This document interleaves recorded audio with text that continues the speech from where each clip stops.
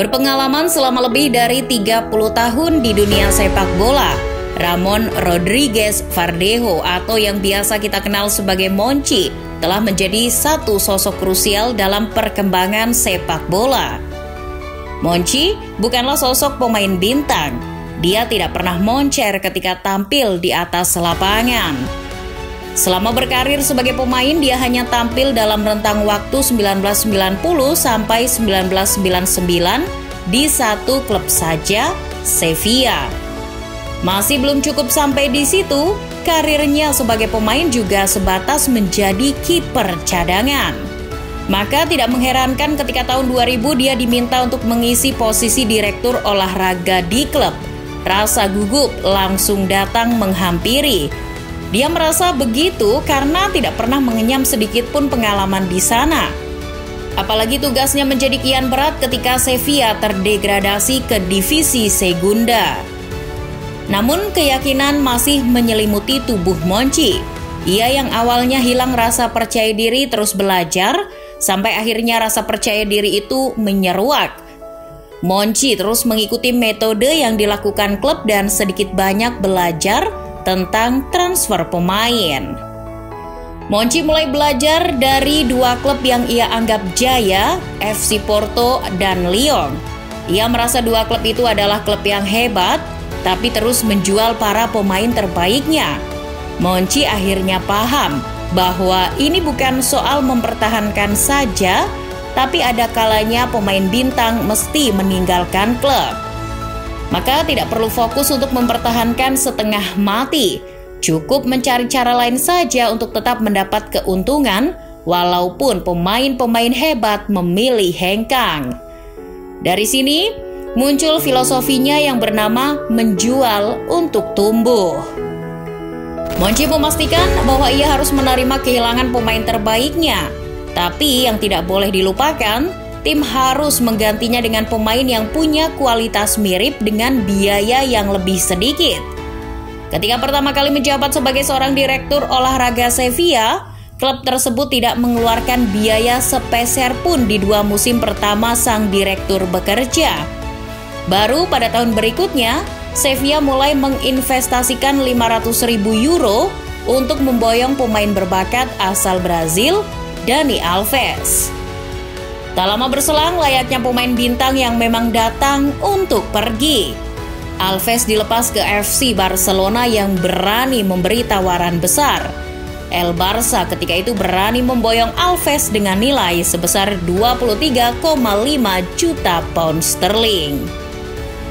Sejak kembali dari AS Roma setelah 2 tahun bergabung di sana, Monchi juga berhasil menjadi sosok penting dari keberhasilan Sevilla yang lagi-lagi memenangi trofi Liga Eropa. Monchi mengambil 9 dari 11 line up yang tampil di final Liga Eropa melawan Inter Milan. Jules Koundé adalah pemain termahal yang didatangkannya dari Bordeaux senilai 22,5 juta pound sterling. Berikutnya ada Lucas Ocampos dan Diego Carlos yang diboyong dengan nilai 13,5 juta euro, sampai Jordan dan De Jong yang masing-masing diboyong dengan nilai 12,6 dan 11,25 juta pound sterling. Jangan lupakan pula ketika dia berhasil memulangkan Ivan Rakitic dari FC Barcelona. Bintang asal Kroasia itu sebelumnya direkrut senilai 2,5 juta euro dari Schalke pada tahun 2011. 3 tahun berselang, Rakitic dibeli Barca senilai 20 juta euro. Lalu pada September 2020 lalu, Sevilla memulangkan Rakitic dengan nilai transfer 1,5 juta euro. Selain memegang teguh filosofi menjual untuk tumbuh, terdapat cara lainnya yang dilakukan Monchi untuk mendapatkan pemain berkualitas yang diinginkan. Ia punya sistem yang dinamai Big Data. Monchi tidak mau jika hanya mengandalkan kemampuan pemandu bakat saja. Lebih dari itu, dia melakukan hal seperti meneliti perkembangan pemain sampai gerak-gerik yang dilakukan pemain dalam setiap laga.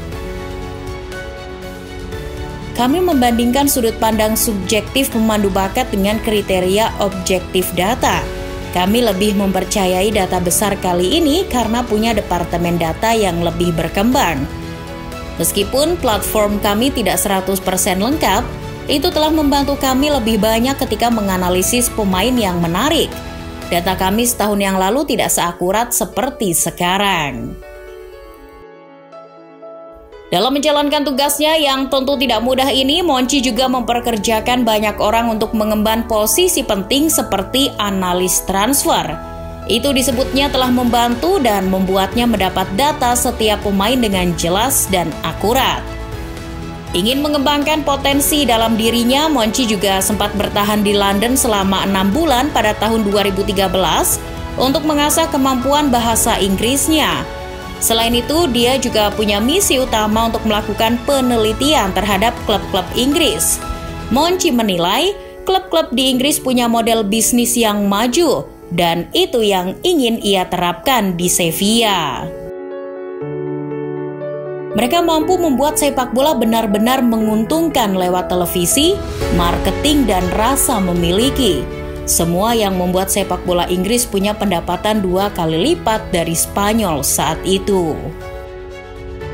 Dengan sistem yang diciptakan Monci, Sevilla sukses menjadi tim yang sama sekali tidak bisa diremehkan. Klub tersebut berhasil dibuatnya bertahan di La Liga selama kurang lebih 20 tahun. Masalah trofi, Sevilla sukses keluar sebagai juara Copa del Rey tahun 2007 dan 2010, serta juara Liga Eropa 2006 dan 2007.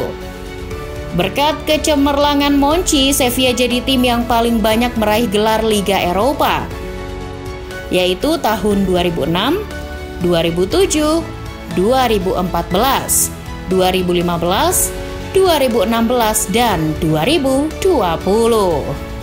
Ajaibnya, ketika Sevilla gagal menambah lemari Liga Eropa di tahun 2017 dan 2019, saat itulah Monci sedang tidak di sana. Ia dikabarkan pindah ke Roma kala itu.